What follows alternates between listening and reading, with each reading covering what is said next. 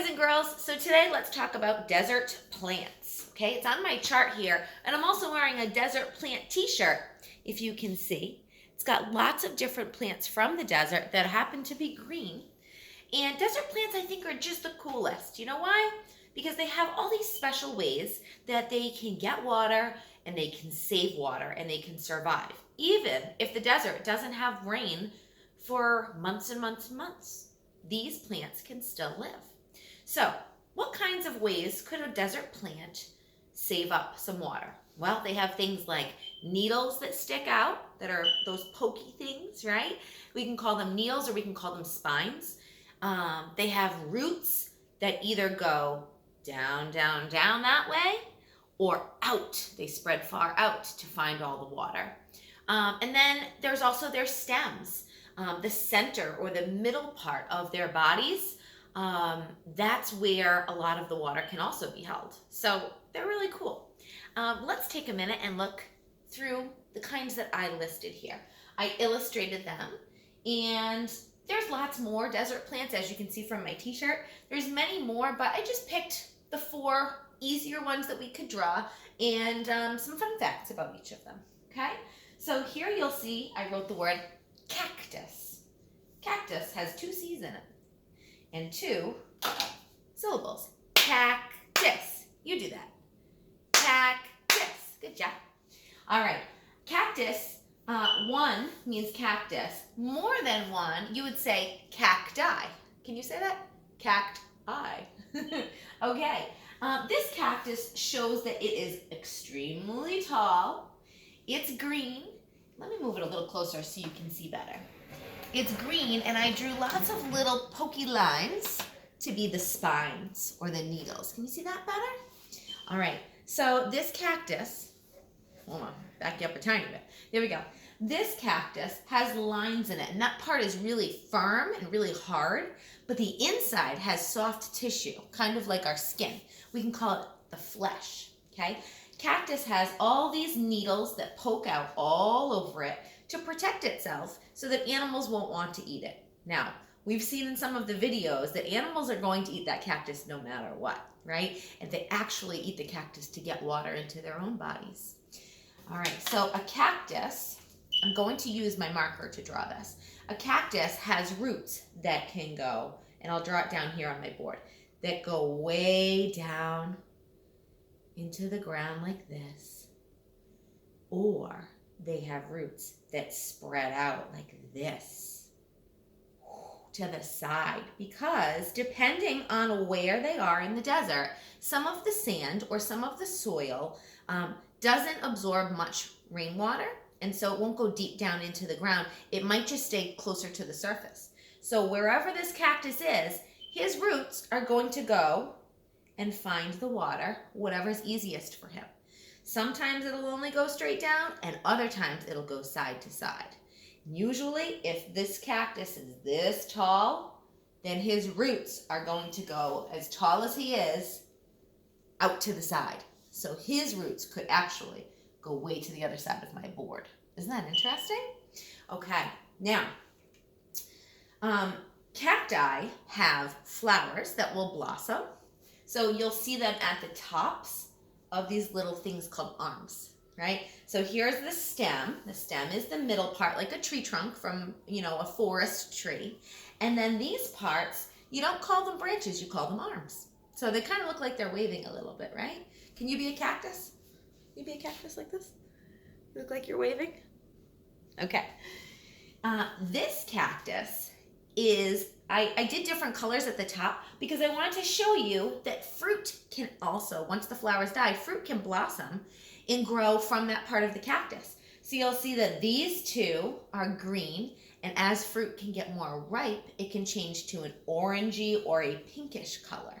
Did you know that cactus fruit actually is sold at the grocery store? So if you go to Market Basket or you go to Stop and Shop, and you look in the area near the bananas and the papayas and that type of fruit, you could find cactus fruit and you could try it. You will have to let me know if you ever tried cactus fruit, or if you want to try cactus fruit and someone in your family buys you some. You'll have to let me know. That cactus fruit, boy oh boy, the bats love it. I'm not sure if you saw the story that Maddie read. She read a book, and it was called, I think, Seed the Cactus, and a wolf came, and the wolf ate the fruit, and then what happened? He eats the fruit, the seeds go down into his belly, and then he pooped, and the seeds were in the poop. Maddie was so embarrassed, she didn't want to read that page.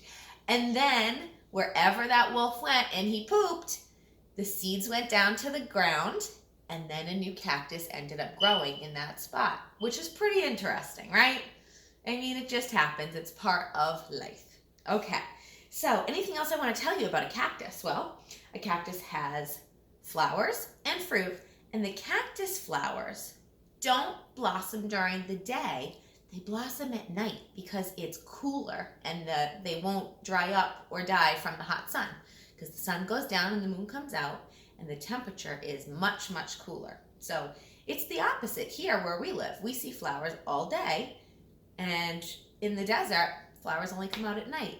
I'm going to be sharing a really cool video of flowers from cacti that are blossoming, and they put it on a video, and they made it go fast so it looks like it's going whoop and blossoming really quickly. It's such a cool video. I hope you like it. All right, so that's all about our cactus. The next one I wanted to show you was a tumbleweed. Have you ever seen a tumbleweed before? Sometimes they'll use a brown tumbleweed in a cartoon to make it look like there's nothing around, there's nobody around, it's just tumbleweeds blowing in the distance. Tumbleweeds actually don't start out as brown. They start out green and small as like a little seedling, so like a little sprout that has come up from the ground, and they start out like about that big, and then it grows to become this big, beautiful, round bush. And somehow within maybe 2 months of it being a big, beautiful green bush, it dies. It stops blossoming, and all the branches on it are dead and brown.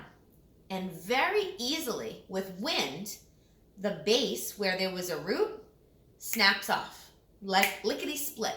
And it's so dead and dry, it almost looks like bones. It's just so dead and dry that anytime the wind blows, it starts to roll. And so tumbleweeds are found all throughout the desert. Deserts can be very windy. There can be sandstorms in deserts because of the wind. And those tumbleweeds will go across everywhere. They can actually be a little bit painful because sometimes there's little spiky parts to the plant from the bush before it died. What's interesting about tumbleweeds, why are there tumbleweeds everywhere? Well, because when it dies and it starts to roll all over the place, the seeds that were inside of the plant start to spill out, and they get jostled and shook all around, and they spill out, and those become new seeds planted into the ground, and more plants of tumbleweeds grow. Interesting. All right, next up is the Joshua tree. Now, the Joshua tree probably has the deepest roots out of all desert plants. Their roots, instead of going side to side like a cactus would, it goes straight down, and I mean way, way down. It will search for the water as far down as it can go. It can go between 10 and 30 feet down into the ground. And the tree looks a little different, doesn't it? If you notice, the green parts are only on the edges or the tips of the branches. Now, those are branches, right? Because a cactus has arms, but a Joshua tree does have branches. And right here, those are little spiny leaves. They're actually evergreens. So they stay green all year round, and they stay green at the tops of the branches, and then they have little flowers. Now, when those flowers blossom, they're stinky. They're stinky, stinky flowers on top of the Joshua tree. Those flowers, you'll only see them in February, March, and April. So 3 months, you'll see those flowers. What's interesting about the Joshua tree is how thick the bark is. The bark, remember we talked about that with the forest, right? Bark on trees is that layer of protected brown, what's the word I'm trying to think of? It's just a protected brown material, and it keeps everything, like the moisture, within. And the Native Americans used to use the bark to break it off, and they would use the bark to make bowls. Isn't that cool? So they could have their food or their drinks inside of a bowl that was made from the bark of a Joshua tree. And the branches, they would use the branch part. So if the whole thing, they could break it off and it went around like that, they would use it as like a can to store their nuts or their berries. So they would find something to put on the bottom, and the top would be open, and they would use that as a little can. I think that's so neat. All right, so, and that's the Joshua tree. Oh, there's one more thing about the Joshua tree. There's a special moth. It's called a pronuba. Can you say that? Pronuba. And the pronuba moth is so important to keeping the Joshua trees alive. It goes and it lands on them, and it will end up eating some of the stuff that's not so good for the Joshua tree, and it helps to keep it alive. There would not be Joshua trees if the pronuba moths didn't help it. Kind of makes me think of the ocean, and it makes me think of sea anemones and clownfish, like the Nemo fish, how they work together for symbiosis. It's a relationship where they take care of each other. The Joshua tree ends up being a wonderful home to the pronuba moths as well. So they work together to take care of each other. I love that. All right.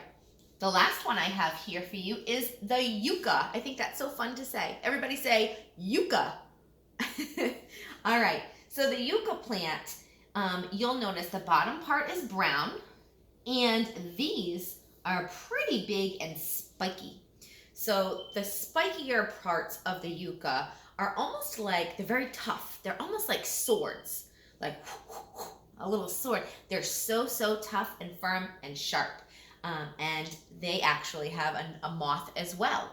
The yucca moth is what lands and makes its home on the yucca plant. The flowers that are grown from the yucca plant, there's none on it right now because it's only a very short period of time that the flowers grow. But the flowers on a yucca can actually be eaten by people. People actually enjoy them. They taste a lot like an artichoke. If you've ever had an artichoke, that's what the flower on a yucca would taste like. Pretty interesting, huh? I have here, and I showed this on our Fun Friday call, a tiny little, I don't know if you can see it, tiny little cactus. And he has little spikes that stick out, but this is a fake one. Can you hear that? It's plastic. And so I just wanted to show you that they have these parts that go around that are really thick. They're like ribs. And then the spikes or the spiny needles stick out. The other one that I have here is just like a yucca.